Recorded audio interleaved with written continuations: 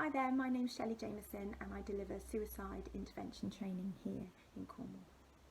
By understanding a little more and working together as a community, we can help to lift the stigma and to prevent suicide. We are all on our own journey and we all have our own thoughts. Different events happen and our reactions to those events are different depending on who we are and how we feel about things.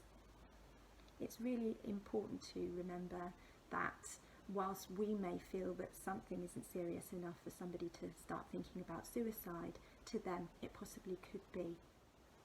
If you can take time to listen to somebody, give them an opportunity to offload and express how they feel, it can really lift their spirits and help to lift depression. Listening can take a bit of practice. And it doesn't come naturally to everybody, but you really don't need any special skills. You just need to give somebody time and not give them your opinion. You're just allowing them to offload, which is really powerful.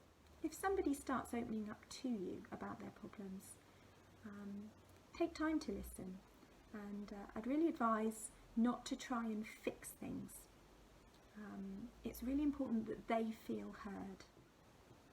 If you get a gut feeling that somebody is trying to tell you that they're feeling suicidal, it may be very difficult for them to actually say it out loud, but if you have that feeling inside that that's what they're trying to say, then you can help them by asking them the question.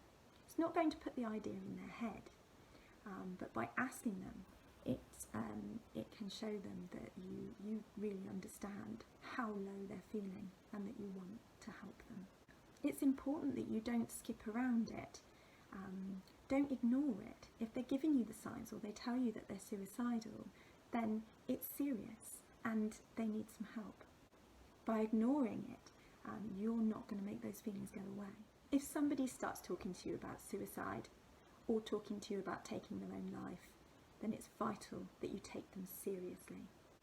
By taking the time and listening to them, however hard it is for you, by giving them that time to offload, it's really going to help them.